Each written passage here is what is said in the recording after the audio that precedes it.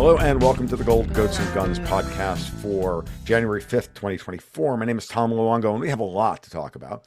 It is episode 165 and I have the great pleasure of finally getting a chance to meet someone we've been kind of circling each other for a while now. It's a man by the name of Mark Wauck. He writes a great blog called Meaning in History. It's been very complimentary to me, so of course, by definition, it's a great blog. And I say, and Mark and I, it's funny. I remember reading I've been, you do this long enough, you get people say nice things about you. Mark probably said the nicest thing about me that ever happened, which was that I have Tom Luongo's theory of everything. I remember reading that post and going, being both flattered and mortified all at the same time, right? But Mark's here today. We're going to chat about a variety of things. I was reading his blog about right before Christmas and had some very interesting commentary on what's going on with the Houthis in Yemen and everything else. And that's going to be where we start today. So Mark, thank you so much for taking the time, overcoming the technical difficulties and all the rest of it. Thank you. Yeah, well, you overcame my difficulties, Tom, and I'm glad to be here. I'm nothing if not the soul of patience. And I can tell you that everybody who knows me personally is now doing everything they can to not hurt themselves, or hurl something at their car radio. Okay. So Mark, the news of the day really is the situation what I see is a kind of parallel aggression from the BRICS, vis-a-vis the Houthis in Yemen versus what's happening geopolitically. And the way I wrote, I riffed off of some of the stuff right before Christmas was to say that this is a direct challenge to the remnants of the British maritime empire and their control of trade routes and the political systems of all these countries across the Middle East. And it's really a major escalation in the geopolitical war. And no doubt. Right. And before Christmas, like I said, you wrote you got a message, I think, from a reader, if I remember correctly, about what's going on in Yemen. And I think it's really important that everybody get an idea of what's going on there, because it's not your standard fare. I was surprised and really intrigued by what he was talking about. So, yeah, and to be honest, I'm not sure. I'm not sure exactly the background of that reader, except it was in. He had been in, I think, special forces doing like intel related stuff.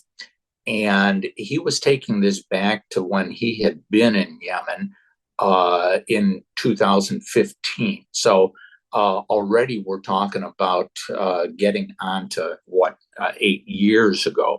And if all you have to do is read about the civil war in Yemen, and you'll realize that it goes all the way back to the 60s. I can remember when I was so much younger, hearing about, when Yemen was looking to unite with Egypt into some kind of united Arab republic, and they also tried to get together with Syria in that kind of thing. Well, it all goes back to that, and at that time, Israel regarded Egypt as its big challenge in the region. Well, as for that reason, Israel and the Brits were on the side of the Houthis at that time against the official government of Yemen. All that changed when it looked like when the Houthis got into their conflict with the Saudis, and Iran began to give help to the Houthis before there was this, reconciliation between Saudi and Iran, through the mediation of the Chinese and of Lavrov, and however that worked. Right. So I'd been writing about that a little bit because, obviously anybody shutting down Suez Canal, that, as you said, is a huge, huge challenge. And it remains so. You can see the complications of this in that there's been so little reaction so far. So I'm writing about this, and I got an email from one of my readers telling me, look, I was there back in 2015. It didn't have to be this way. Um, and really the bottom line that I took away from what he told me, namely that the Houthis don't really hate us. It's when we're getting involved with them. They're like mountain people everywhere. Don't screw around with us, and everything will be fine. Yep.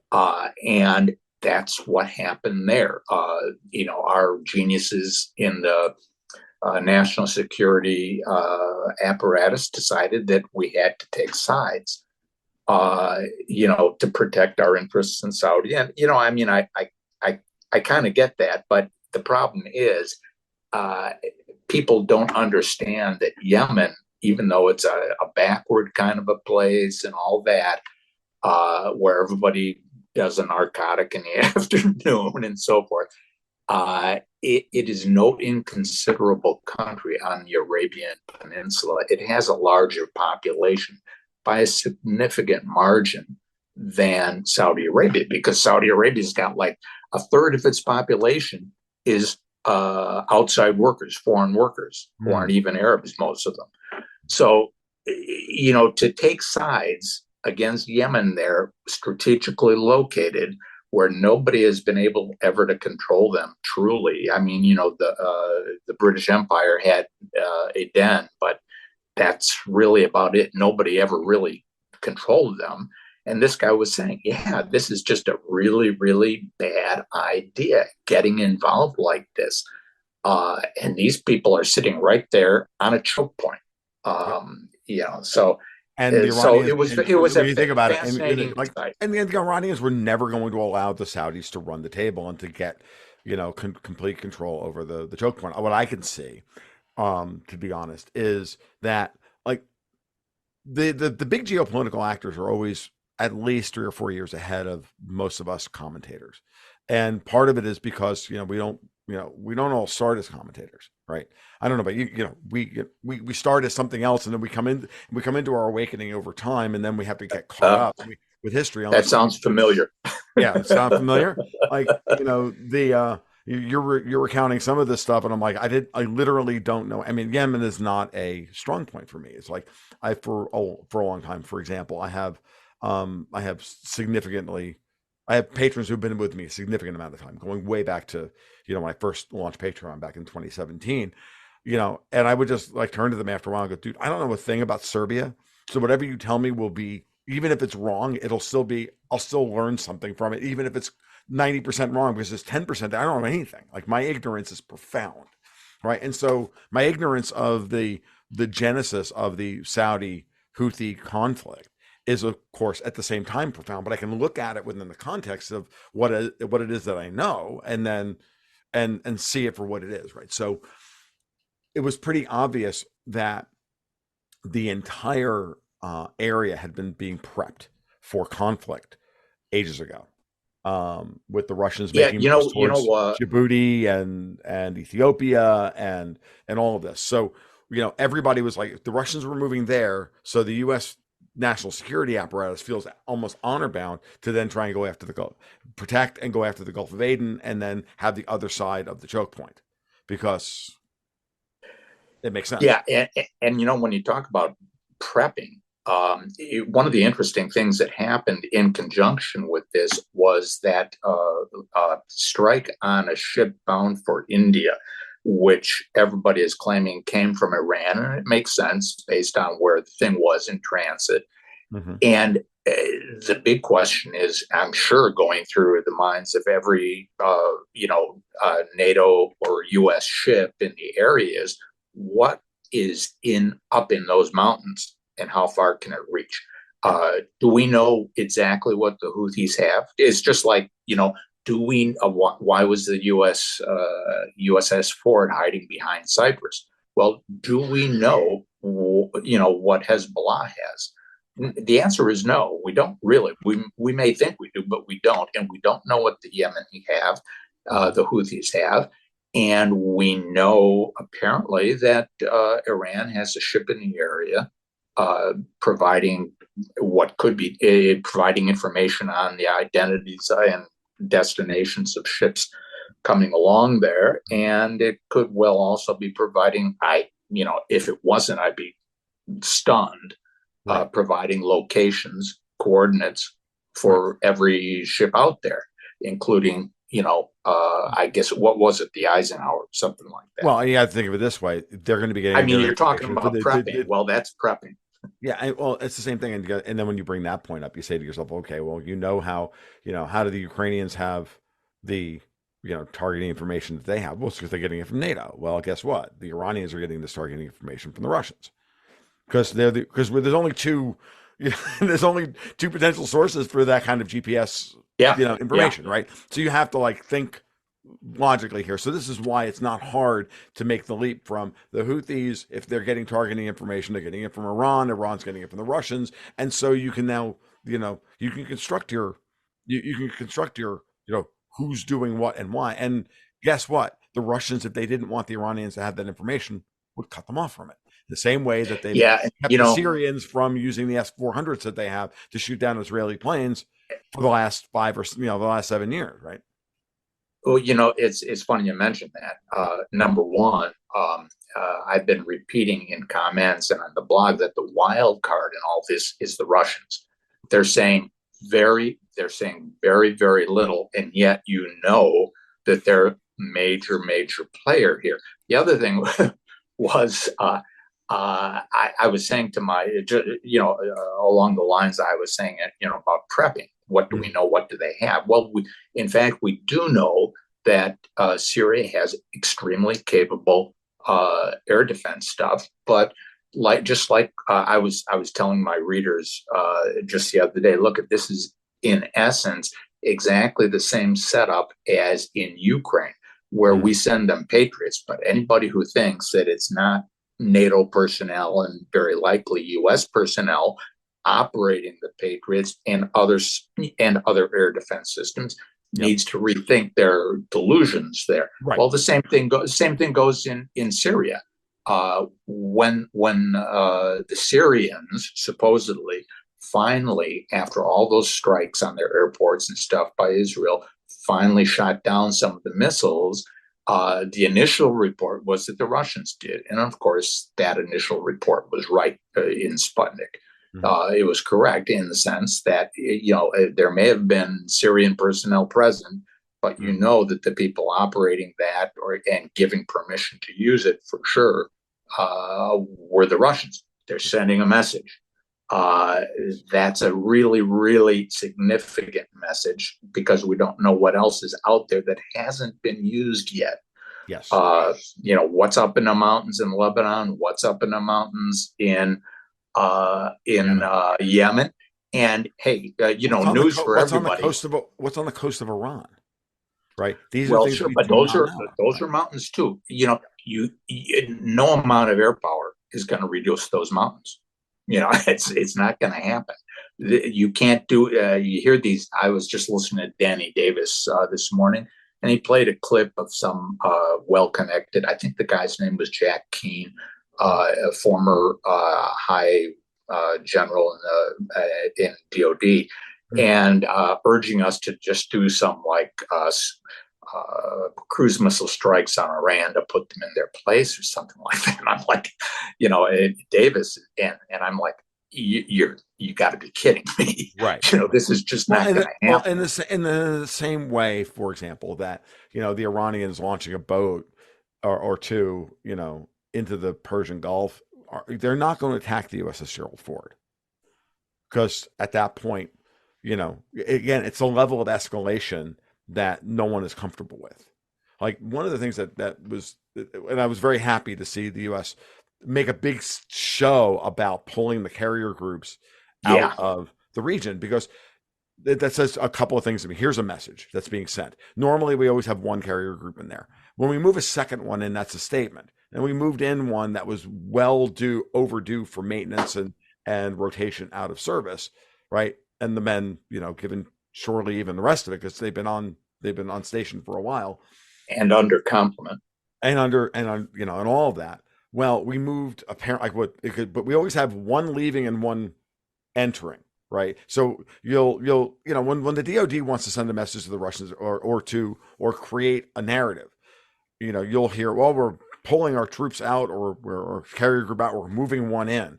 Well, it's usually just the normal rotation, but we only just talk about one side of the story, right? In order to create an illusion, in order to craft a narrative. Well, in this case, we moved two out and we're moving one back in. I without because there's never not going to be one in the Persian Gulf.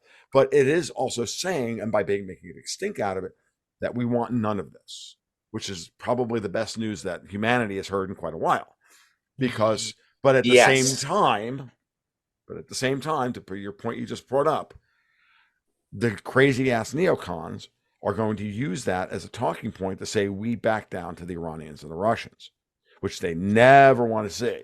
And so they're going to use I that for was reading that in politically. your They're going to use that predictions. now to say we have an emboldened Iran that's not going to run around, and it sets up for the false flag attack. I just posted an article you haven't had a chance to read yet about 20 minutes ago, laying this whole scenario out, and it's very clear to me what they're beginning to set up. And Nikki Haley is doing the worst impression of a presidential candidate a Waffle House waitress could ever pull off in her entire life. Yeah, yeah. It's it. I If that was your thing on your 2024 predictions, I Yeah, did take a look at that. Well, before yeah. I was being taken to the floor by my wife's iPad, I was I was reading that, Mm, and it is interesting because I'm guessing that we're seeing a real conflict between different factions in the U.S. government. One of the things Danny Davis did, and I linked to, I embedded his video from this morning in a post that I put up there. mhm. He quoted from a Politico article, which really shocked me, by the way. Going back to your predictions, I don't normally browse Politico. I read articles when they pop up and somebody links it and it interests me. I'll read it.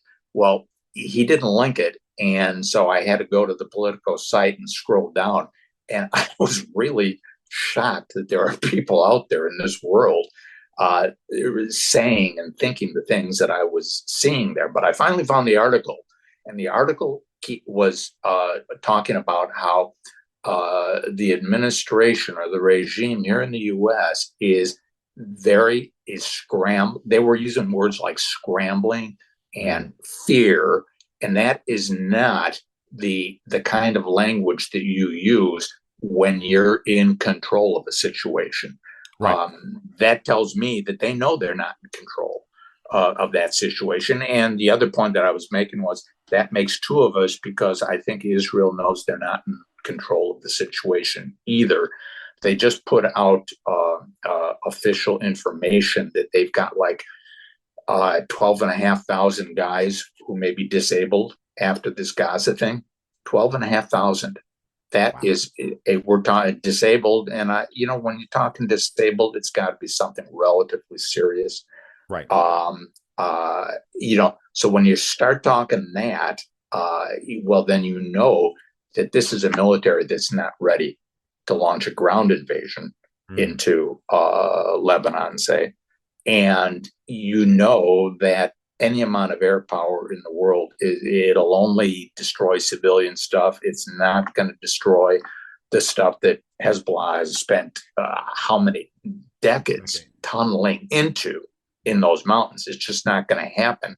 They need the U.S. in the worst way to be involved directly. And so when you talk about us pulling back from those areas, that to me that's a signal like let's get away from this hair trigger stuff. At Absolutely. least that's what I'm hoping. I Yeah, no, sure I, don't I want think to I see think that's that. the right read. Mark, I think that's the right read. I was chatting with my partner Dexter White about these very things the other night, and he was laying out his scenario, and I was laying out mine, kind of concurrently while we were kind of talking. Well, we tend to do this talking over each other a little bit, and we both came to the exact same conclusion. This is a very good thing. He was trying to convince me it was a good thing. I was trying to convince him it was a good thing, and we went, "Oh yeah, no, Well, it's we good. It's agree. good rather than Awesome." bad. Okay, because we were both expecting the other one to say this is bad, right? And it was a lovely conversation. Actually, it was a good moment for us. Yeah, I Uh, mean, it's not a good situation, but no, but but it's in a a sense, you can better say, well, it's moment. less bad, maybe. Yes, less bad. Because what it clearly says is, and it's something that I think that I know I've been saying for a while now, which is that the U.S. Department of Defense, there are saner heads at the U.S. Department of Defense who don't want any part of this. Okay, we are going to move our carriers out, as I said at the beginning of this conversation, into out of harm's way of there being, a nuclear escalatory moment. Like, Yeah, well, that was happening in Ukraine already, so it can't come as a surprise right, exactly. that it should be happening again. Mhm. There's stuff going on that they're trying to keep out of the public eye, but Well, what? that there are some heart to heart conversations going on Right. between DoD, the White House, and within the National Security Council. Well, the thing that scares me, and as you see every time the U.S. not do what it's supposed to do, you start to see the histrionics from the hardcore neoconservatives. You might want to call them Oh, Zionists. You can call them yeah, whatever yeah. you want. I don't care. Pick a name, pick an appellation that that you're comfortable with. I'll keep it. Non-denominational neoconservatives, and by doing so, is like, look, you can see them literally like freaking out because they don't know what to do. And actually, I'll be truly non-denominational about it. Just call them the Brits, because they're the ones that have been the architects of all this. They're the ones who stand to lose the most from the loss of this whole architecture, because they're the ones that freaking created it in the first place. Like, they're the ones who, we go down back to the Balfour Declaration. We go back to the reasons why World War One, why World War Two, all of this stuff. And you say to yourself, clearly, you know, at a certain level, I'm not saying the United States aristocracy wasn't a willing participant in this, but the American people and along with the British people have been like taken for a ride on this thing we call empire to their Yeah. detriment. And it's now time to like start calling spades spades and stop scapegoating the wrong people is Well, my issue. just I think it was just yesterday, Alexander Mercouris was saying, well, speaking as a Brit, Mhm. we have been driving this whole thing. Oh, he did. Alex said, I haven't had a chance to. I haven't listened to Alex much recently, but I'm a little worried about that with their newfound success, which I absolutely, by the way, wholly support in every way, matter, shape, or form. It's lovely to see the Duran after years and years and years of toiling hard. That the success that they're getting now, I think is great. But with that comes the responsibility of of having to decide where that line is, right? Yeah, Like, I was. Yeah, he was saying. Look, the British establishment has been, the papers, the tabloids, mhm, also members of parliament and ministers have been upfront driving the yes. conflict, the war. I call it the war on Russia. I mean, let's be frank about it. It's It not really is. it's not the Ukraine conflict or anything like that. It's the West war on Russia, and Yes. they have been feeding this to the public for the The whole duration time. of this.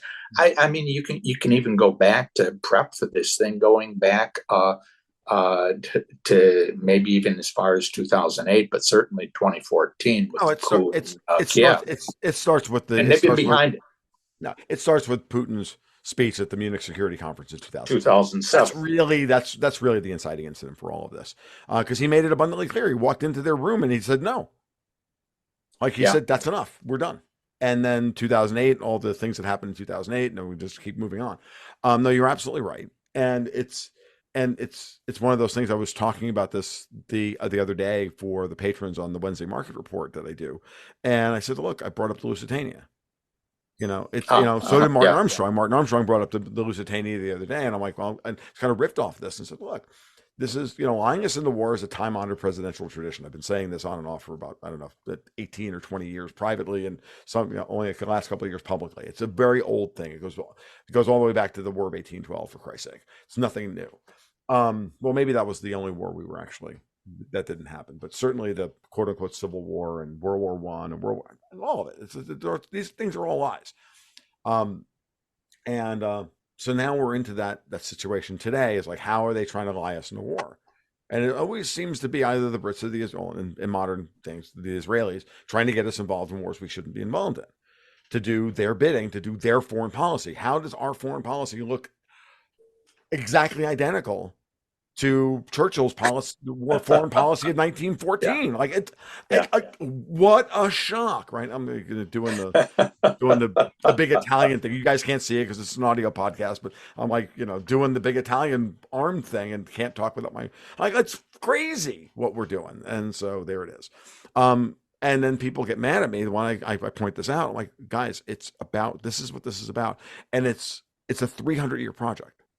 This goes back to the formation of the Bank of England and all the rest of it, Mark. So it's nothing new to me. And Don't forget here the we are Crimean War. today. What's that? Don't forget the Crimean War. Oh, sure, but 16. I'm talking about the formation of the Bank of England in 1694. So, like, I'm going back there, dude. That's where this. No, whole but thing, I mean, if you want to list wars, that's a sure, biggie. it is. You know, It's a massive war. I mean, the Russians remember all of this stuff. They remember that there were U.S. troops in Murmansk after the First World War, not to mention British troops there. They know all of that, that there were British troops in the Caucasus and that MI6 is active in the Caucasus still. Mm-hmm. Yes. And that we tried to arm Georgia to the teeth. They remember all this stuff. Why wouldn't they? Right, and like and the current Russian leadership but your average American has no conception of how we're viewed. Yeah, I understand that, and this is part of what we do, right? This is what this is what we've been called to do, right? So because neither of us started life doing this, right? So I just to put a final point on, because that's actually a topic I want to kind of move into, but just to remind everybody, as we've said many times on this program and others, look, the Russian leadership has been very clear who they think the order makers are, and they are not necessarily in Washington. The ultimate decisions may be made by people in Washington, but they are being fed this by people at GCHQ, City of London, Westminster Abbey, and the rest. Doug McGregor repeatedly, and it's within the last, I would say, month or so, he keeps using this phrase that all this is being directed, he says, from DC, New York, and London. Yes. That's not a bad that's good way to put it. My friend Alex Craner likes to say all roads lead to London. Right. But we're starting to see, we're allowed to actually talk about this now. And that's a huge thing right there. I mean, the fact that there is actually vocal dissent from the war party's project for us here it's mainstream, and people are not afraid of being called Putin's poodles and stuff like that, which I think was at least 40-50% of the whole Russia hoax thing was that they were counting on this to get people to react against Trump reflexively instead of thinking about it. And instead, all these so-called, conservative base voters who should have been all rabid anti-communists were thinking about this and analyzing it and not buying it. I mean, that was a huge development right there. Yeah, it was. And I can tell you that, when you saw polls from, people saying, who do you want to be president? You're like, Vladimir Putin. You put him on the list versus everybody else, and he gets 60% of the conservative vote. You're like, guys, it's not just that Putin's good at propaganda. He is good at propaganda, but but at the same time, this is just to tell you how dissatisfied we are, because we're not stupid. We can see the difference between a leader who works for his people, even if we disagree with him, and a person who works against his people, and that is the fundamental difference. Like, I'm not Trump's biggest fan, for example. That being said, I think he's made a lot of strategic and tactical mistakes. That said, I'll still vote for him a third time, because I believe in my heart of hearts that Donald Trump is a patriot. He may be compromised. He cares about America. Right. He may be compromised. He may be strategically challenged. He may be many things. Right. He may be a narcissist and a bully and all those things. He may wind up being a person. He may wind up being their useful idiot, but I at least on certain issues, but at least I know that the guy fucking cares about America and cares about the people that he's supposed to be leading, as opposed to Joe Biden. Like I just can't buy this, or Kamala Harris, or cackling Kamala Harris, or any of the, or low energy Jeb Bush, or any of the other people or the Waffle House waitress herself. Like I just can't buy any of this. Like, and it's, I think everybody gets it. They get that Ursula von der Leyen doesn't work for the good Yeah, of Europe. They don't. They know that Olaf Scholz is a captured pawn. They know all these things. yeah, yeah. To me, one of the really disappointing things in our public life currently, well, not currently, it goes back, Mm-hmm. but is the lack uh, of honest and informed debate in what's supposed to be our greatest debating society. Right. You at least get some of that in the House, but in the Senate, I mean, there's almost no exceptions.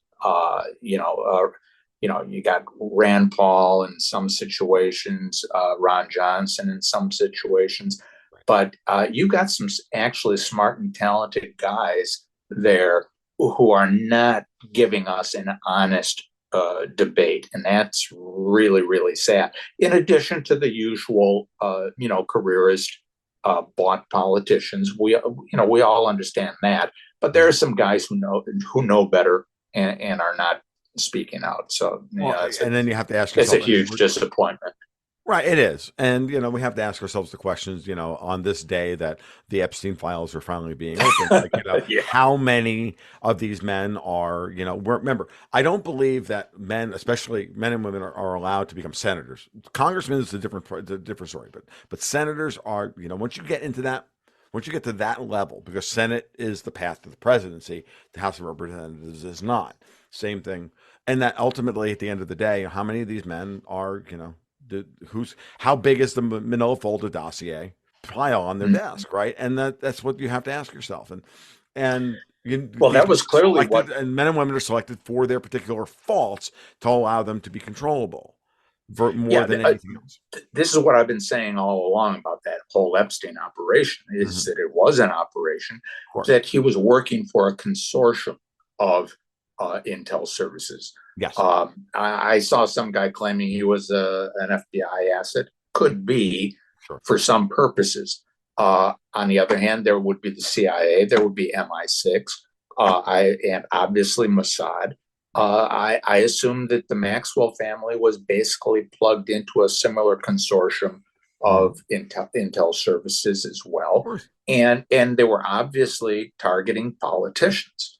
And we know that not all the names are out there, which is reason for concern too. Although, big credit to the judge for doing what, I don't even know if it was a he or a she, Right. What um, they did. what Well, pronoun, well, yeah, oh, yeah. what they So, did. But then hey, the question, you can see things like this, right? And then we ask ourselves, we can go down the rabbit hole of asking the other questions that this implies. Like, okay, so now, how did this happen? How did the judge make this decision? And, yeah, yeah. and so then you ask the question, how did that happen without their children disappearing into a deep dark hole? How did, who backed them to give them the backbone to allow this to happen, right? Same way, these are always the questions you have to ask yourself when you see things like this occur. And then you ask yourself beyond that, okay, so what names are they going to release? Only the ones that are not, that, how much chum are they going to allow us, and who Well, allows and us? what you're saying there too, and I buy it entirely. Mhm. Um, not too long ago, I would not have been talking that way about the federal judiciary. Right. But yeah, I mean, I'd be willing to go into like partisan issues of like which judge is deciding things on a partisan basis and stuff like that. Yeah, we all get that, but this goes far beyond that. Right. This is politics in a much deeper sense Mhm. than what we're used to. And of course, you saw that in a lot of what was going on with the FISA thing. Yeah. In the Russia hoax that I was referring to there, Right. some of those decisions, some of the comments that were made in the rulings that the FISA Corp was forced to make. Really, they had to address this stuff. after operating in the dark for decades. Again, it points toward like, did they really do that all on their own? And I'm just not buying it. I mean, these are district court judges. Come on. None of them are going to admit that they maybe called up John Roberts or something like that. But I mean, come on. You can't make those kind of decisions just on your own. I just don't buy that. Right.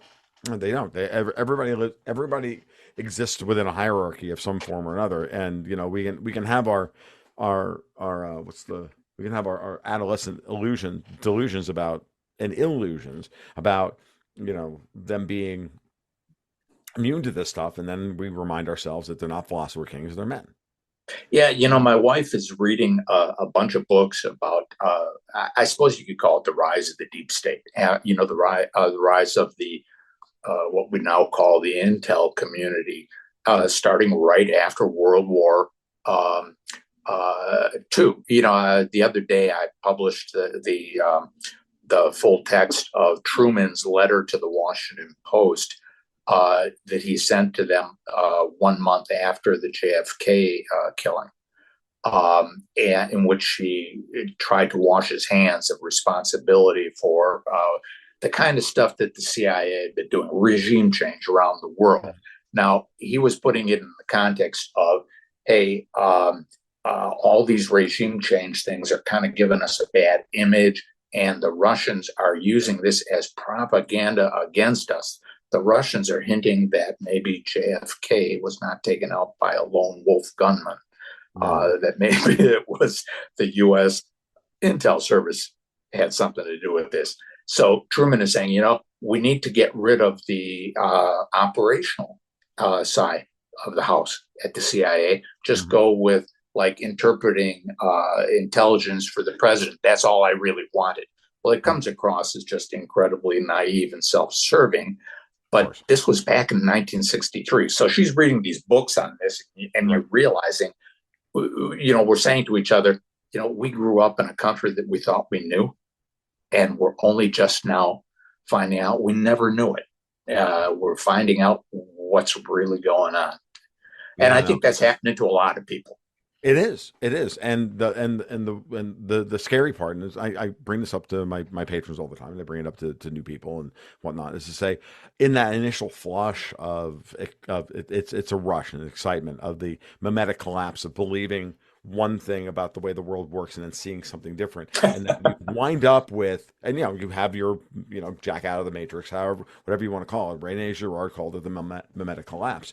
But what's important is that in that initial flush, a rush of excitement. I had my religious conversion to libertarianism one day, and then I went down the full anarchist rabbit hole for about 10 years, and then I came back, and now I can actually speak like a human being in public.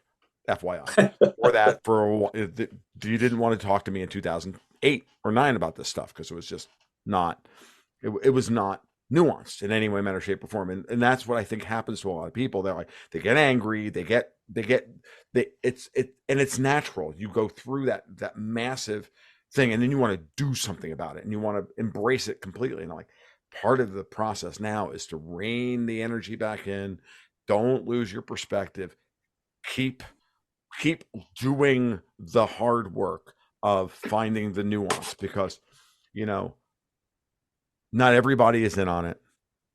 Not everybody is part of the club. Not everybody's a limited hangout, which is the new phrase that everybody loves. It's just not true. What we have are people in various stages of their life going through various stages of discovery. Yeah, and a good example. I've been there, you've been there, and all of it. Right? Give a good example, and I don't want to get you too far off whatever track you were on. It was COVID. Right. Now, that there was a lot going on behind there. There was a lot of collusion involved between the intel agencies that were involved with, in DOD, the medical establishment, and so forth, the legal establishment. And yet, as you say, not everyone was in on it. To get this to work, you had to have people who were inclined to go along with whatever experts would say, and so you can buy experts to say just about anything, and they did. I mean, they were saying things about lockdowns and masks, and they still are to some extent, about so-called vaccines that aren't really vaccines, and why, and here's Trump's. What I gather from my readers, and I tend to agree, is of all of his failings, Mhm. that you went through and so forth, the one that still rankles most deeply with Mhm. most people is COVID. Yeah, The I know. and all that. But go on and on about that. Well, and you're absolutely right. And it was that was another one of those moments where they tested the waters, started the process, did the beta test, got about 60% of the response that they expected to get. Some people freaked out that they got actually that much. I looked at it and went, they only got 60%. That means that they can't win. Yeah, yeah. You And the know, fact that people are simply not taking, the injections anymore right. is a big clue. It's you don't. It's not a big public thing like people demonstrating or anything like that, but they're simply quietly saying, "Hey, no, Yeah, we're no, not doing it." and quietly saying no is all I've been mostly telling people to do. If you don't have the strength to do it, or the means, or the not even strength. I mean, look, everybody has situations. Those situations are difficult. If you do not have the the asset, the balance sheet, the best way to put it is the balance sheet to be flexibility to be able to say yes or no or whatever, or be hardcore and governable. The best you can do is just say no to this, say no to that.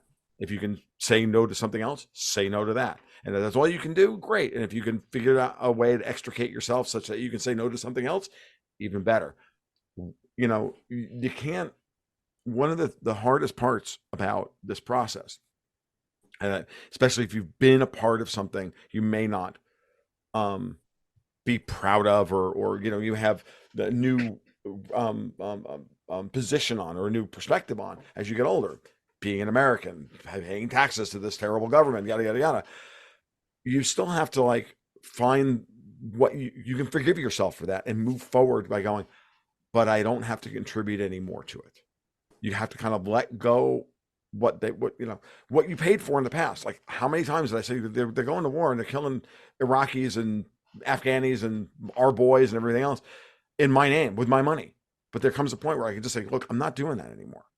I will withhold this from them so that I don't feed that beast. I don't do this. I don't do that. And it's the best you can do. And then you live with the fact that you're doing your best, and that may not be good enough. It may not be enough, but it is what it is. And because if we all treat each other that way as we go through the stages of effectively awakening, or whatever you want to call it, we'll build an army of a lot stronger people who got positive feedback for doing the right thing as was a negative feedback for doing the wrong thing.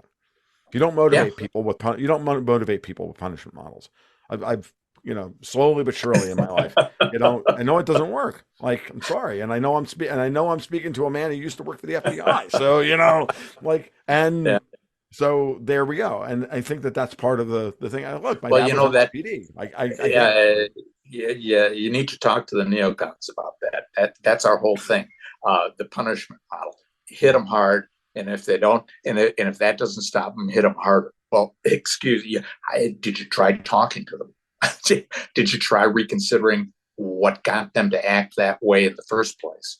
What have you been doing? That made them. That got them PO'd. Mhm. Uh, there's your punishment model. Right. Just No, one track. no, they have always been, and it masks, that kind of behavior just masks, deep seated psychosis. And I'm sorry, I don't mind engaging in amateur armchair And psychoanalysis on my my podcast. father was a psychology professor. I do it all the time. Fair enough. It's just very obvious that these people are narcissists and bullies in the whole, and that type of, and the positions that they're attracted to and the positions they're placed in. So you get people who have those tendencies and you put them in positions of power, and then you compromise them, and then you make them afraid, and then you just like keep, and then you sell them all on it. And then beyond that, you know, after a while, then you just start very simply building a system, and you build the system through, you know, rote repetition and perpetuation by, you know, it's a process. And you know, when I listen to when I talk to people who are, you know, graduates of our military institutions, Hmm. as of right now, it's doctrinaire doctrinaire freaking neoconservatism down the line. Mackinder Heartland Oh, theory, yeah, yeah. all geopolitical pivot of history. There is nothing else coming out of there. So that we're continuing to train. Like everybody's worried today that we're training our 4-year-olds and our 5-year-olds to be woke, right, and all of that. Well, I got news for you. We're training all of our young officers and intelligence assets and political, you know, commentators and political scientists. And I'm using my evil air quotes when I say scientists, seeing I'm kind of a chemist and I know what a scientist looks like. And the political science is an oxymoron.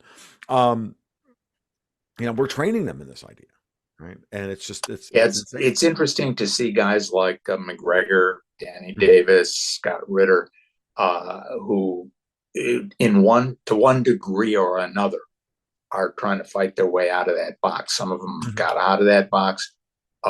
Some of them still got a foot in it, Mhm. still, but are increasingly trying to get out of it entirely. Mhm. I No, put McGregor in that camp. I would as well, and I think that you know, I get people ask me all the time, like, well, if all these people are unacceptable to you, who would you be okay with being vice president, like Doug McGregor? I would be That'd be a good because start. I mean he couldn't be any worse than any of these other idiots, Well, you he know. at least I don't believe that he'd stab the president in the back. I know he wouldn't. Moreover, he'd actually then get even better intelligence than what he has now, because Well, he's like, but see, because it's that's very good. But if I have a criticism of Colonel McGregor, it's simply that it doesn't feel like he has, you know, he doesn't have any better information than the rest of us do, and he sometimes overstates his case. Now, it's okay when a schlep like me does it, because I'm just a dude from, you know, I'm just a goat farmer from North Florida. yeah, But yeah. he's, you know, he's got the imprimatur of being a military man with and all of that, and that there's a different level of responsibility that goes with that sometimes. Well, And that was again, one of not the yeah. That's again going back to Trump. That's one of the mistakes that he did make, Mhm. was going in to his first, to his term. He seemed to think, like some other presidents have thought in the past, that getting ex-military guys, ex-generals, would be the ticket to running a really efficient, a professional administration, never understanding that, hey, these guys rose through a bureaucracy. Yep. Anybody who's lived in a bureaucracy knows that competence doesn't necessarily rise to the top. In Mhm. fact, for that to happen, you need a lot of luck. And of course, I always got a kick out of the fact that he used to, what was that nickname he gave to Mattis? Oh, Mad Dog. Well, they called him Mad Right. Dog, but Right. Trump referred to him as Moderate Dog, Ah, right. Right. Right. which Right. Right. Right. which Right. which shows that, Trump is a smart guy. Right. And after a while, he was like, He no. sized people up, but hey, by that time, when you're into a 4-year term, and you've gone through 6 months even, and you're only then figuring out some of your personnel. Well, you've lost the game to a great extent there. Yeah.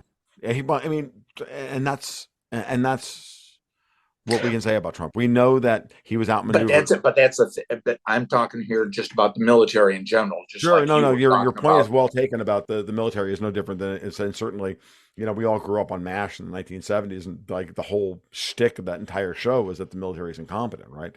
Um, and not saying that it was true. I'm saying that we should have already been prepped for this. And you know, Trump is a guy that, yeah, he he really did think that, oh, there, like, he always wanted to be a part of the club. He was always treated as an outsider. Remember, he's from Queens. He ain't from Manhattan. Okay, this is now we're getting into like New York stuff. Yeah, yeah, And you know, and he's Scottish. He's not. He's from Queens.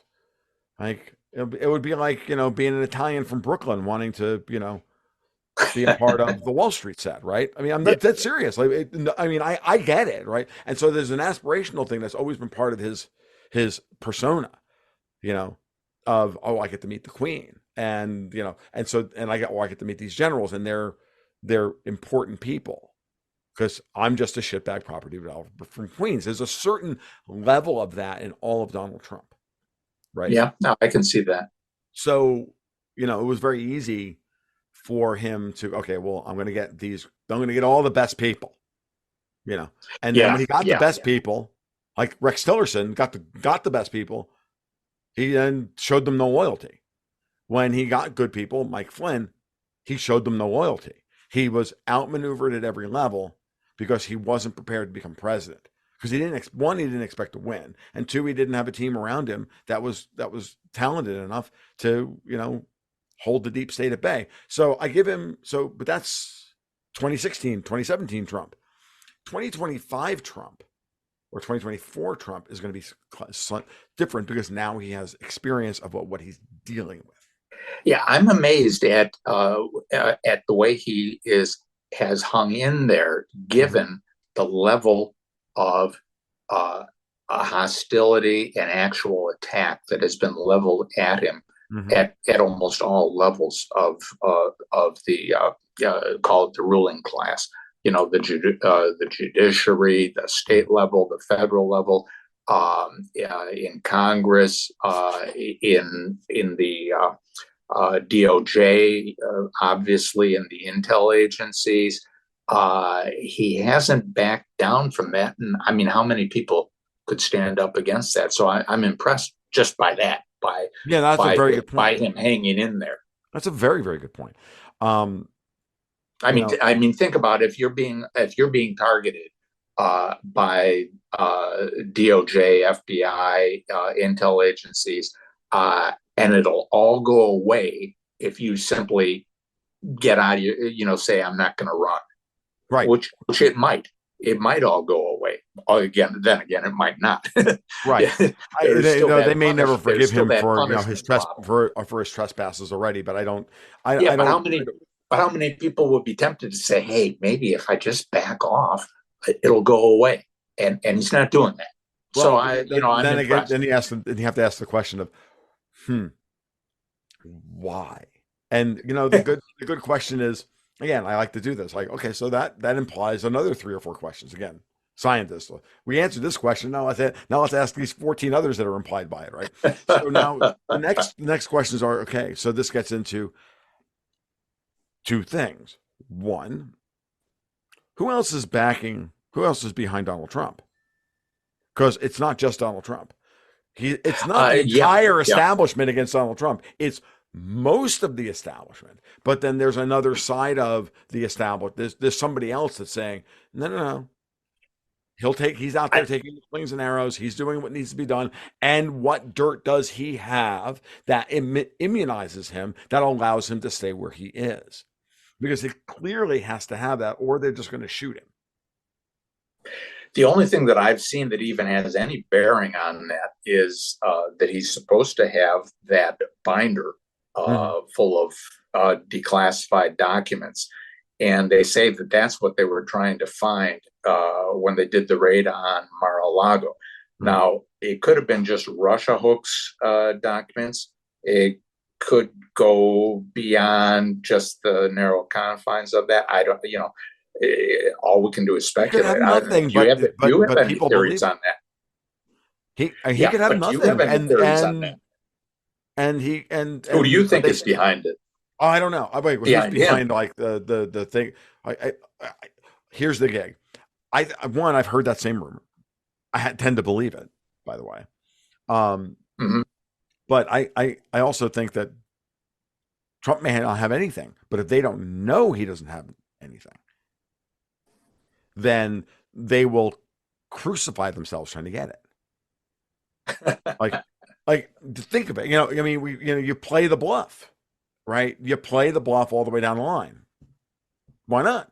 What do you have to lose? Yeah, yeah. Right?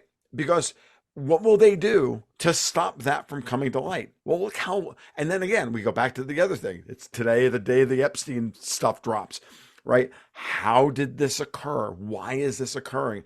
What does this imply as evidence? And I use that word, you know, Yeah, yeah. all the compromises, that word comes with in this context. But we work in the world of imperfect information, right? So you have to say, what does this imply? What does this mean as evidence in the political sense that allows to believe, no, there's something happening here.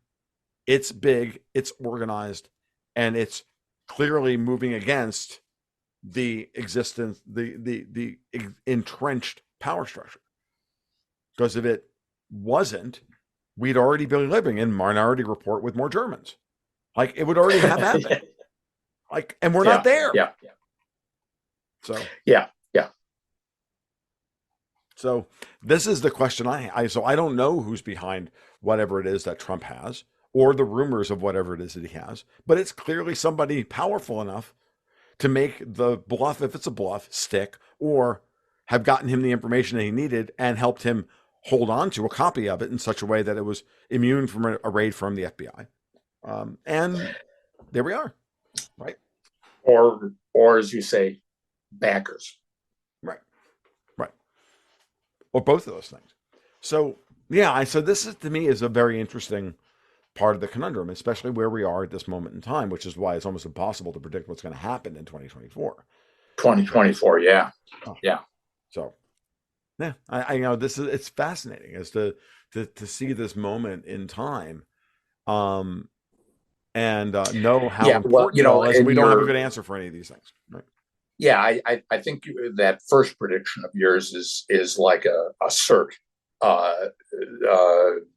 Biden will campaign on race baiting. It's already started.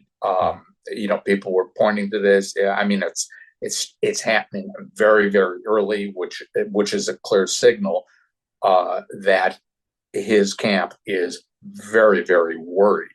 And this may have something to do with the whole Middle East thing. I think there's a significant part of his base, black males, who are very turned off with the idea of attacking, if not people of color. I don't know what you call Middle Eastern people, but you can see it in black celebrities are very turned off by this, by what's going on in the Middle East and this administration's backing of it. I think that's part of the equation with the polling that shows the tremendous drop in support, especially among black males.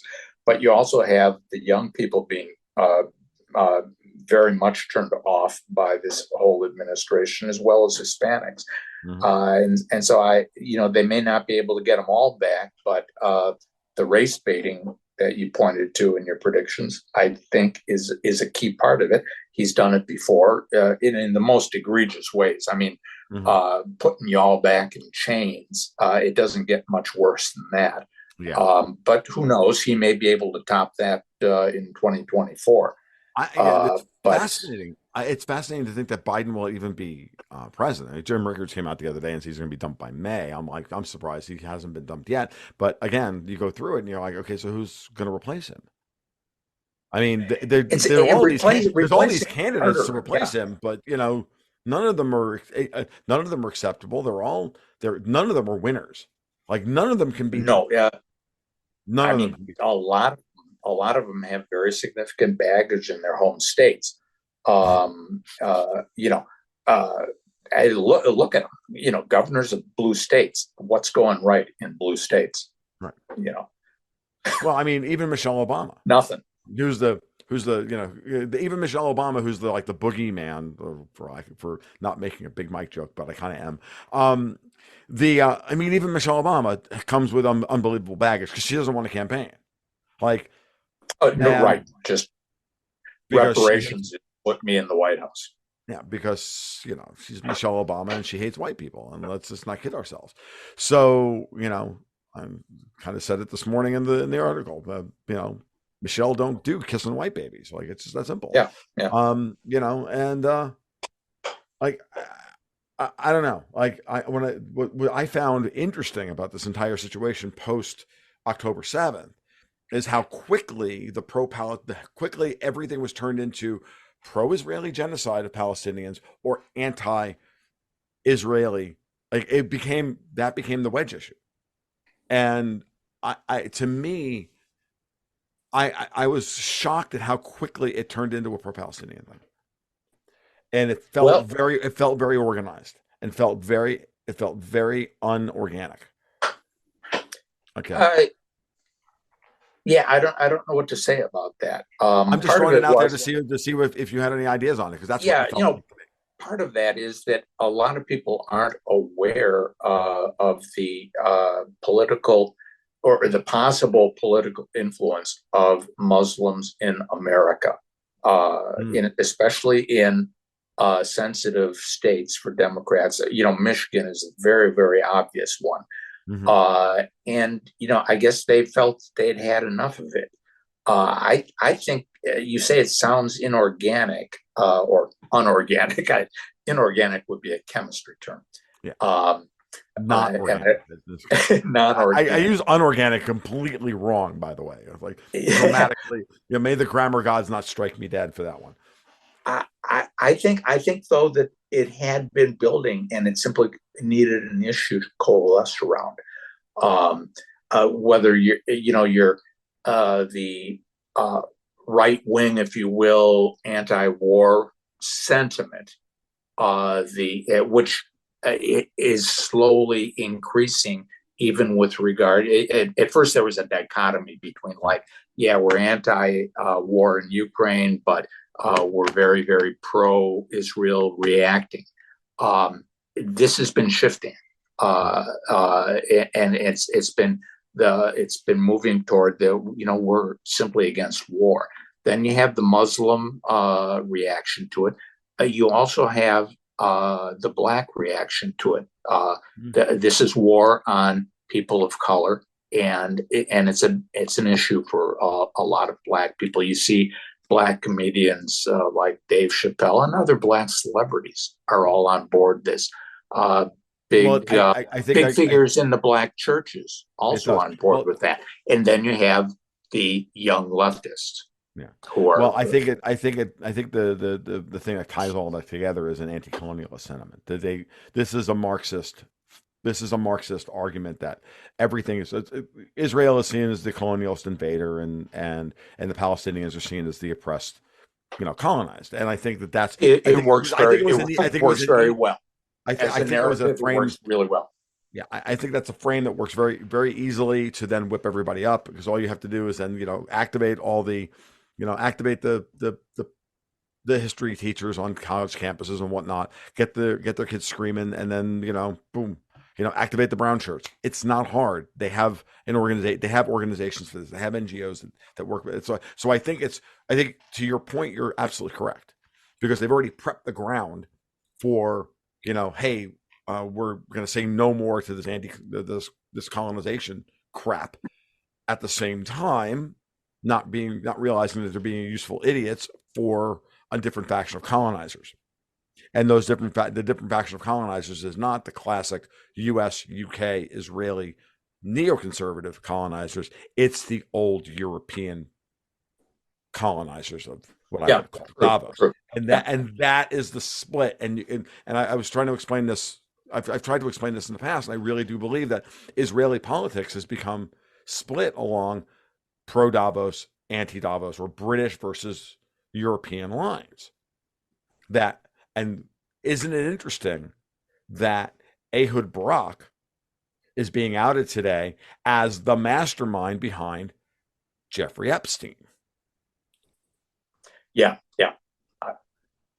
So that clearly tells me that there's, if I'm correct about this, and there's Well, a, he does. He's not just an ex prime minister. He has ex intel experience as oh well. yeah, absolutely, no, absolutely. Don't get me wrong. Like I'm not, my point being is that when you go back over the last 6, 7 years, who's had more elections than the Israelis? I think only the Brits.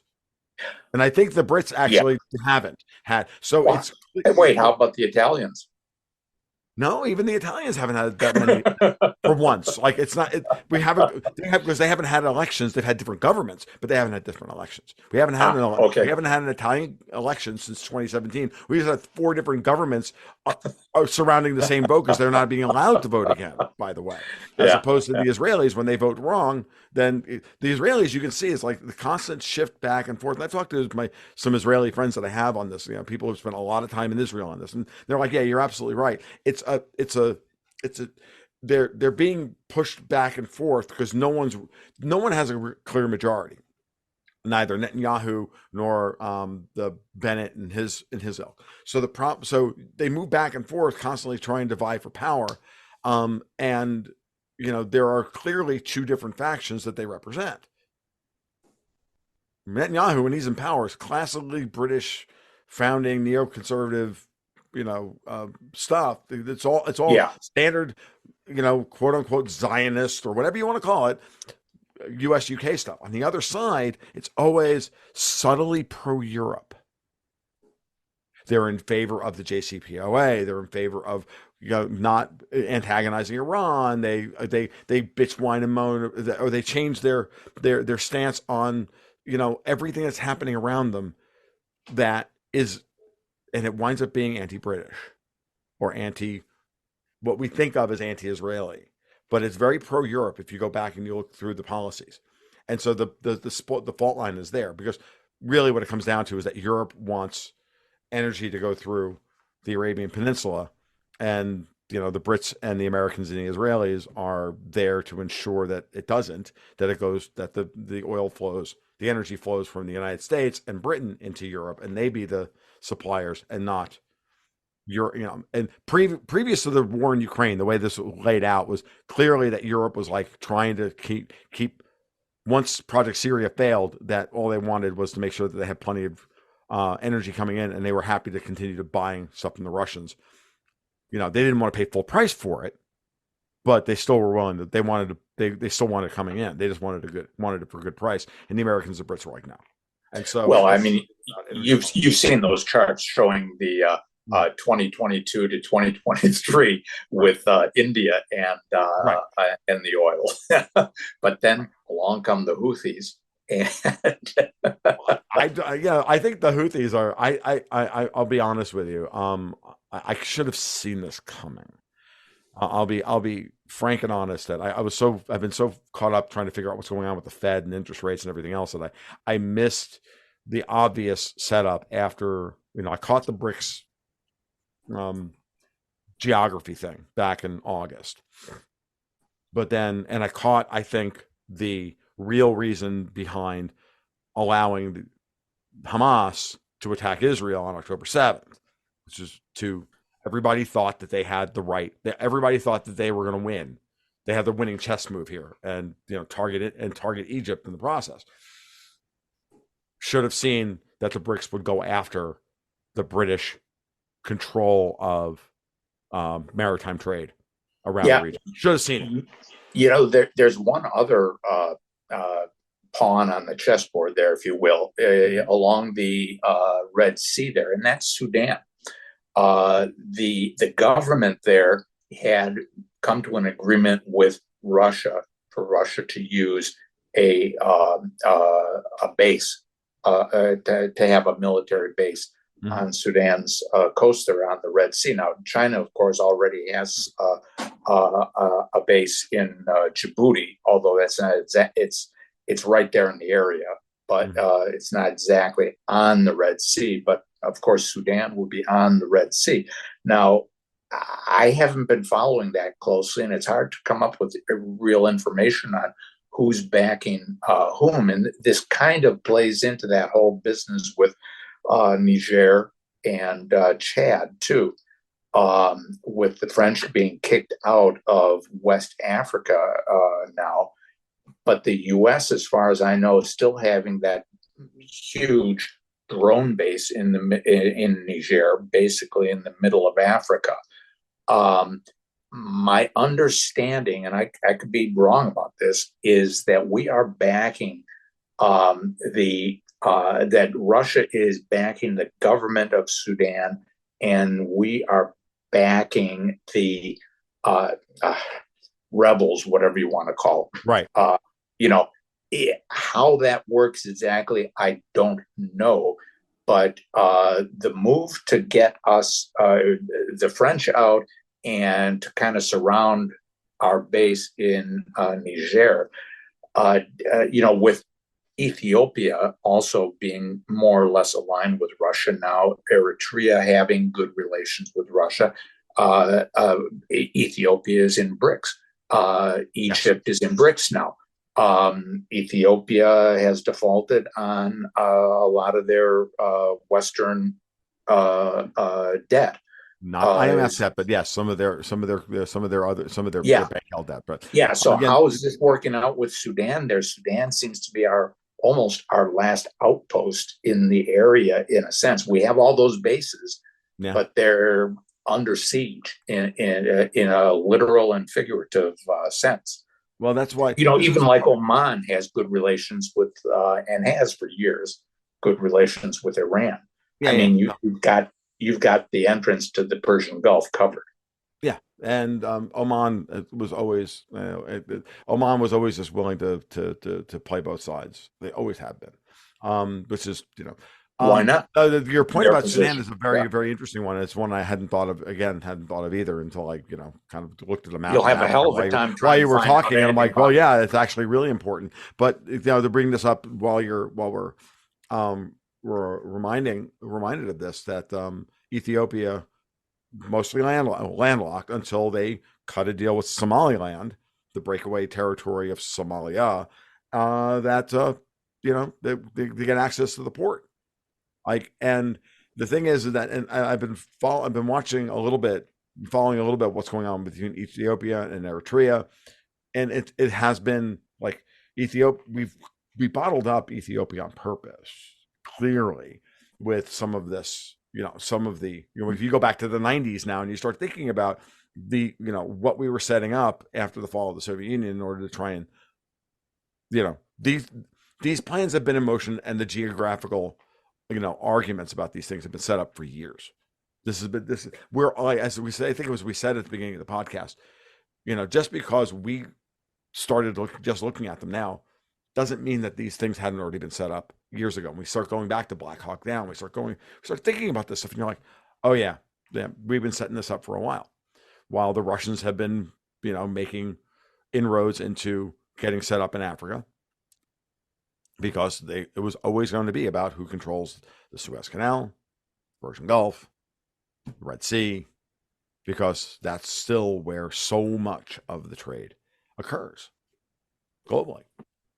And it's Europe's comparative advantage. The Suez Canal is the only thing that makes Europe as a global trade center. So how does Davos set Europe and the European Union up as the center of global trade to the West after they are done destroying the United States? Remember, that's like the goal Right. here.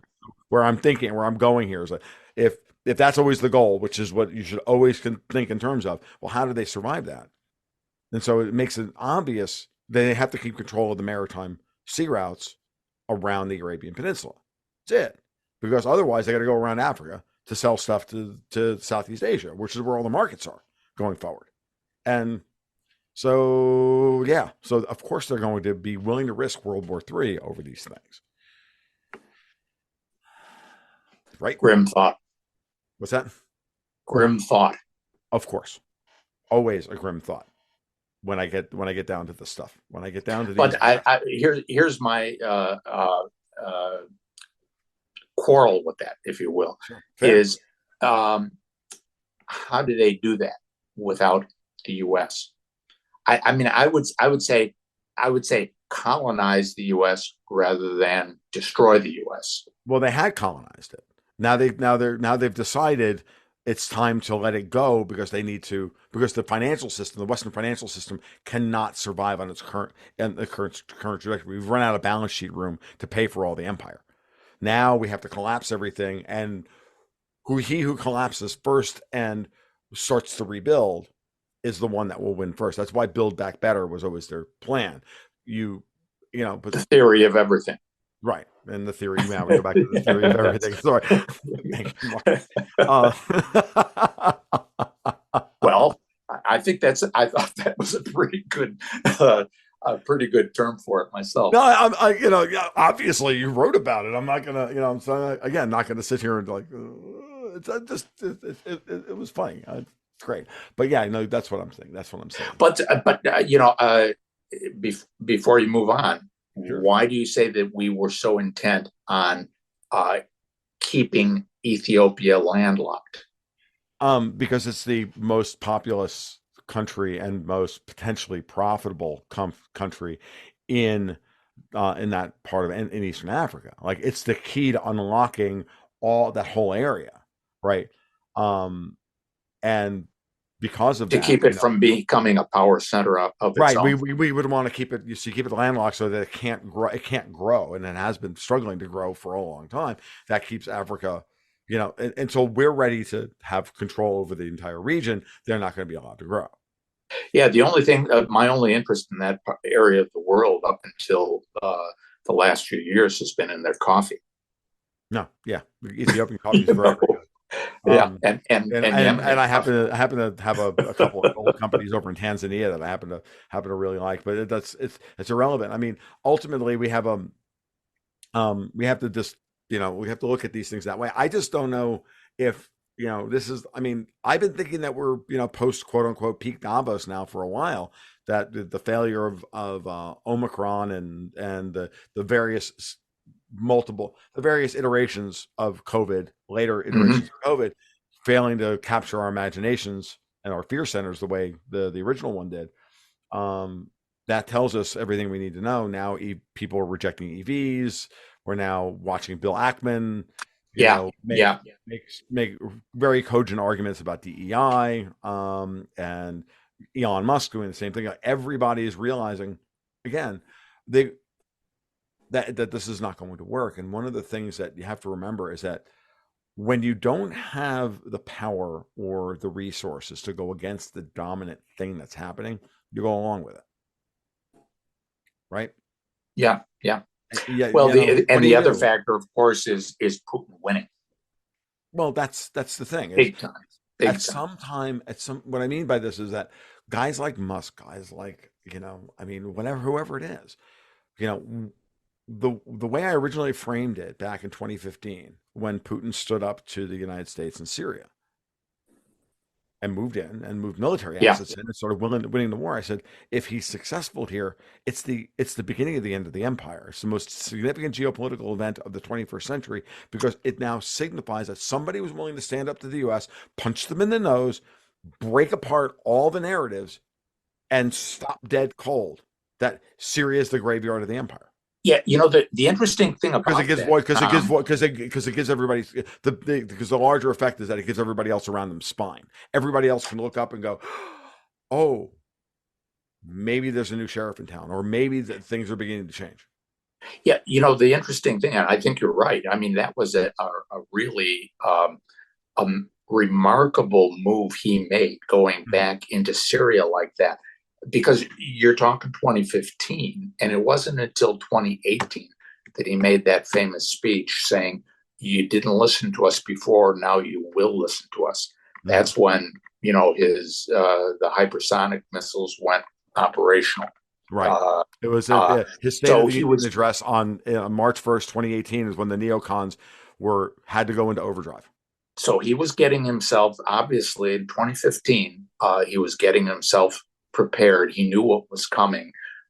He always wants to do this through agreements if possible, Yep. but he obviously had doubts whether U.S. was, as he says, agreement capable. Hmm. And so he already made that first move, just probably perhaps to send a message Whether you agree or not, I'm determined. You know, I've got my priorities here. I'm going forward with it. Come and talk to me about it. Yeah, And then in 2018, he said you wouldn't listen. yeah. Well, So he maybe remember he's referring 2 days. back to those Yeah. 3 years, and further back too, Oh, but sure. especially those 3 years from that move back into Syria.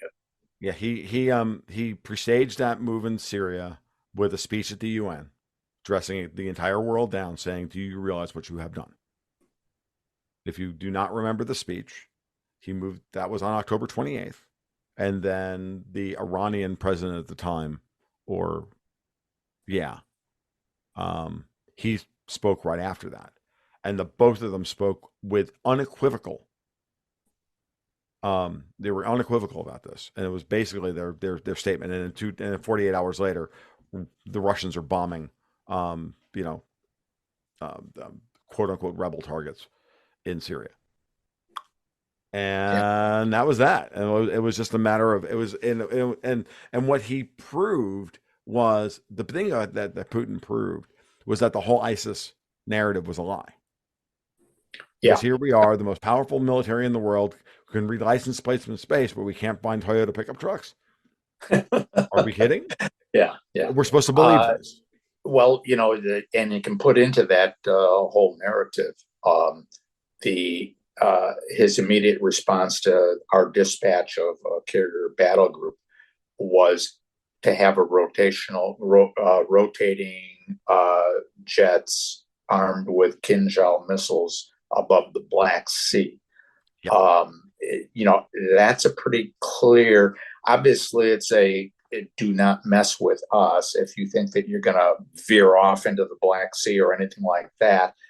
But I think it also had to do with we will protect our presence in Syria. Now he has reinforced the presence there. I saw that he moved like 2,000 more troops into Syria in the immediate aftermath Right. of October 7th. Now, what other assets have been moved there? I have no idea. I know they had everything they needed to protect their bases. Mm. Whether they're have done anything to expand that I into a more regional thing, I don't know, or maybe they had those in place already. The an interesting development in Syria was Iran moving back some of its bases. I don't think it was all of them. I think, as I read it, it was from the eastern part of Syria. And again, this is something that probably didn't happen without consultation. Right. They're setting things up, and we're reacting to them. Mhm. Is basically how it's working out, and that's never a good position to be in when you're how many thousand miles away. Yep. You know, Well, not yeah, good at all. yeah, no, it's not good at all. And when I get it, it was funny doing the prediction post from last year, and I was read it over again. I'll go, well, let's see, how well did I do out of 10? 3, maybe 3.5, because the Dow did close around Yeah, 38 grand, right? But every one of them is still in process, and every one of them progressed tremendously. The U.S. moving out of Syria. Now I have political reasons to believe that we're going to get out of Syria this year, um, because it'll help strengthen the whole Biden Democrat move to try and pull the anti-war vote in. Um, there's a number of ways it can be played. It's going to be played. It's going to be used by both sides if we do it. But notice how since the October 7th attack by Hamas, that attacks on American installations across the entirety of eastern Syria, east of the Euphrates River, have exploded, sure, sure. and that makes perfect sense. That tracks with that perfectly. And we're now going to move forward. You're going to do this. Here's our counter move. Here's our counter move. Here's our counter move. You deal with them. Yeah, moving out Then of Syria, The though. British response, of course, is to blow up a Russian ship and to slowly but surely sink the entire Russian navy, which is their goal. I think that Ukraine at this point is an excuse for the Brits to sink the rest of the Russian Navy.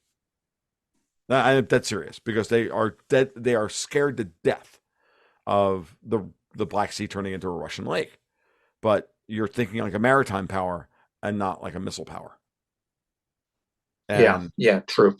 The along with that though goes perhaps the Finnish agreement to give us access to bases. That mm, puts there's like 15 bases Finnish of one sort or another, but they can be developed. Um, but that puts them within spitting distance of Murmansk. mm, Uh, Ice-free, militarily important, commercially important. mm, For the whole round the Eurasian landmass uh, trade route there. That's a big, big development if it you is. think about it. Now, we haven't moved in there yet, but obviously that's in the cards. And the What the Finns are and thinking about is anybody's guess. well, what the thing is, and what's also interesting is that now that that's happened, now the Finns are really beginning to get buyer's remorse over becoming part of NATO. I We're hope starting to so. see this I mean, politically. it's like, what are you thinking about? What were you thinking? As much this is, but again, we have a Davos appointee running the Yeah, country, yeah. right? Same like And Estonia. yeah, same. So the Baltics are just are just jokes at this point. But Finland is not a joke, and it's not a joke. So does Sanna Martin have any clue as to what she's doing? Obviously Well, not. yeah, yeah. Not only Murmansk, but it also puts NATO bases within spitting distance of St. Petersburg. Yeah, it's one of I the mean, biggest you're places. talking about a potential complete blockade, on Oh, okay, Russia. yeah, okay. See, I news for you. We opened this talking about what it would be a nuclear level event for the United States. Well, I got news for you. London, y'all if you're living in London, Alex, get out because the Russians will nuke London. That's serious. Like, and they know, and they're not nuking Washington, and they're not going to nuke Helsinki. They're going to nuke London. They're not going to. If the Russians pull the nuke card, I'm telling you, they have made it abundantly clear they will take out the order makers, not the order takers. Well, And this, for the first they've time been in very quite clear a about it. while, is on the table. They've been very clear about who is responsible. They know they're responsible, and these actions will not go unpunished. Yes, I mean, and they've said this repeatedly. yes, they have. And we should listen. And we should listen to them because they don't lie. They may, they I haven't may, seen. they may play fast and loose with the troop figures and the number of troops killed and number of tanks destroyed in Ukraine and all the rest of it. But the Russians, when it comes to the they still hold to the first rule of diplomacy, which is you don't lie in public. Yeah, And you don't lie in private either, and you don't lie between diplomats. And we're lying. We don't have any diplomats. no, Diplomats aren't supposed to be lying, and they are. no. They've got diplomats, and the results show they've been able to marshal support among nations with extremely disparate interests, Yes. and yet they've been able to hold it together. And that's partially due not only to Lavrov's diplomatic talents, but also to our lack of diplomatic ability. But also, Putin, I have not seen a single instance in his 20 years in which he has bluffed. He doesn't bluff. He tells you exactly what is on his mind. There may be more, but if he's telling it to you, he's telling it to you straight. And the Yes. rest of the world sees that and they say, we can maybe trust this guy, Right. and we can't trust these other people. And it's a big part. I mean, it's yes, he has played his hand extremely well, Yep. and but yes, he's gotten an awful lot of help from us because we're doing just stupid things. Yes. No. Agreed. Agreed. I mean, he doesn't have to be. He doesn't have to be a great statesman by any historical measure or any objective measure. He just has to be better than everybody else around him. And since And his certainly is. yeah, and certainly with his opposition being the convocation of God, I can't believe I'm gonna fuck this joke up. This collection of uh, what's the word I'm looking for? I can never mind. Participation medal.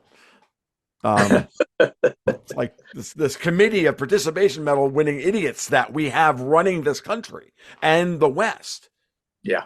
Like this is the convocation. This is tyranny by midwit, right? It's what we're dealing with, and you know the people who are giving the orders feel the existential threat to their long term power, but the people running actually doing the job don't have any idea what they're doing, No. and I mean, you can um, call Putin a statesman, right, and I would too.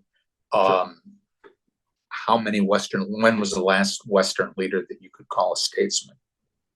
You know, it's been a long time. Not in been a this long century. time, Not in been a this long, century. certainly. It's, again, and it's very sad because he's lamented this Orban, directly. maybe. Oh, Orban is phenomenal.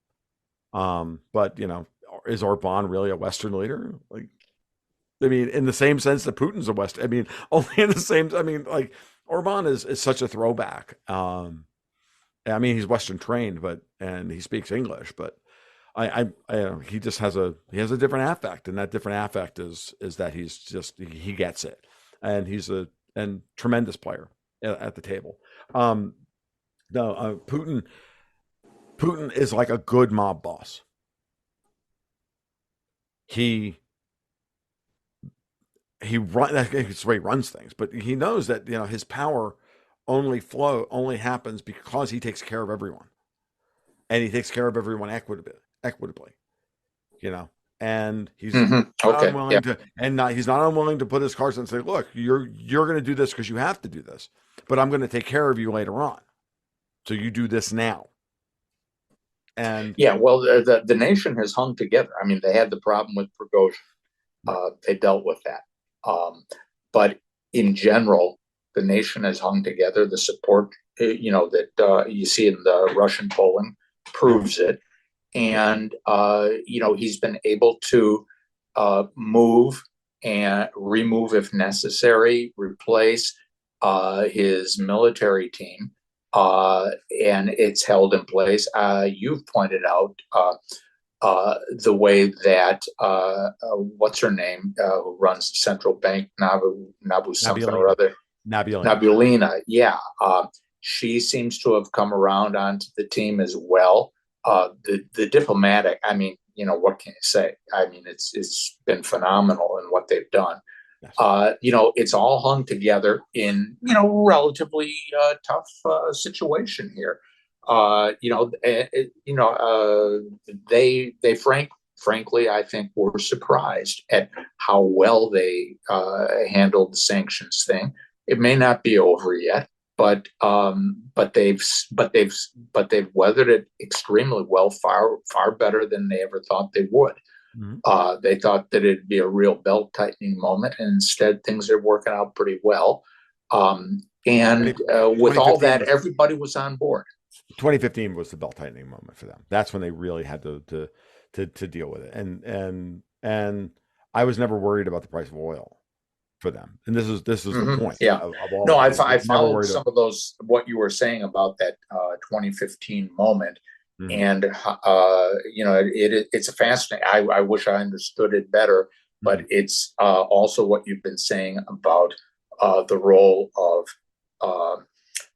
China and their hoard of dollars, if you will, Mhm. their stash, their stash, Yes. and how this could play out with some of the less of the more of the new BRICS members who are in straitened circumstances financially and debt wise, and how this could work out. And it's again, theory of everything stuff. Goes back to 2015, as you say. They used it. It worked. They know it can work now, and here we are.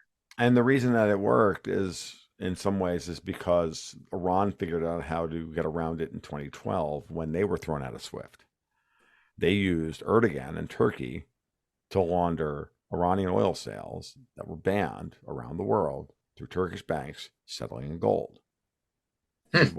Which is why the Turks, two things. This is one, why the Turks, when you look at their central bank, when they look at their World Gold Council central bank reserves, they always have a node because the Turks remonetized gold as a reserve asset for commercial banks during that period in order to be able to take gold in payment and then um, push it on to Iran, or at least or hold it on behalf of Iran.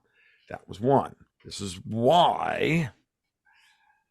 This is why they were always going to go after Erdogan when he Ah, didn't go to war with Russia over the shoot down of the Su-24 in yeah, okay. November of 2015. And then in early 2016, they ran a whole series of articles about, I think it was 2016, right before the coup. It may have been after the coup, maybe before the coup. And y'all can check my the gray matter, the ether of my gray matter on this one, right? But I remember them bringing up the fact that Erdogan, when they were making their move against them, laundered money for the Iranians through the Turkish banking system using gold. They finally let that story out into the public, and they tried to use it, and it didn't work. Well, it worked.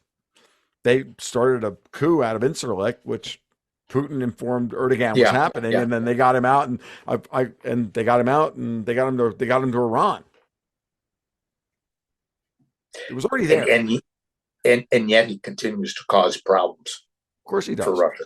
Yeah, Oh well, Mike, he's not. He's a Turk, and yeah, and he he, wants a and greater Turkey.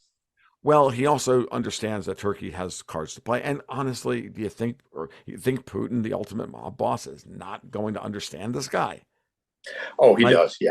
of course he does. And he's like, yeah, he's a pain in the ass, and we'll deal with him. You know, okay, fine. Well, the latest thing Erdogan has done is refuse passage for like so-called mine laying Yes, or detecting ships through Bosporus. I guess the idea was NATO would slip these things in to the Black Sea, saying, "Hey, they're not really military ships and stuff like that." And he simply said no. That was it. well, the whole grain deal was nothing more than a way to for the Brits to ship war material and on boats. It was just Lusitania all over again. And the Russians didn't fall for it. They were like, no, you ship grain. It's fine. We're shipping grain too, by the way. What are you gonna do? So it's like it's like I to wrap up here. So we've been going for a while. I think we're in a good spot here. So to remind everybody that these people were very clever, or they're very smart, but they're not very clever. They do the same thing that worked previously because they have their playbook. They have determined that that is the most profitable playbook. It's the best path to victory, and they do it over and over and over again. They still haven't given up on nuts and sluts. They're not going to give up on color revolutions. They're not going to give up on smuggling weapons in commercial ships. They're not going to give up on any of these things. We've seen it 1,000 times, and we will see it again until they are forced off the stage. And Hopefully. so hopefully, exactly, hopefully. Mark, it's been a unbelievably fun time sitting and chatting with you and getting to know you. We didn't actually talk about some of the things I would like to have talked with you about, but we can save that for next time. It's no problem. Give everybody a chance to tell everybody where you are, what you're doing, where your blog is, and all that happy jazz. And we'll start the new year off with a bang. Sounds good. Yeah, you can find me basically at it's meaning in history, all one word, .substack.com. And Excellent. that's it. All right. Well, Mark Well, Wauck, great being with you, Tom. Look forward to it. And then it worked out really, really well. I think Learned a so. lot. As always, my goal here is always to produce as much signal as possible in the time that we have allotted to us. And Okay. if I throw some noise in every once in a while, well, we'll just have to live with it. And that's just the No, way it it was is. great. Thanks a bunch. Thank you. You have a great weekend, Mark, and we'll talk soon. Take care now. You too. Well, that'll about wrap it up for episode 165 of the Gold Goats and Guns podcast. I want to thank Mark Wauck for a good 90 minutes worth of just interesting conversation, honestly. And as always, you can follow my work at tomluongo.me. You can follow me on Twitter, TFL1728. And then you can sign up for the Patreon at patreon.com/Gold Goats and Guns, where you can sign up for the Gold Goats and Guns monthly investment newsletter, where we go over a lot of things, including a bespoke portfolio and all original material, looking ahead at these crazy times. So if that's interesting to you, please do the thing that all the influencers do, right? All right, you guys be well. You take care. We'll talk soon. Keep your stick on the ice.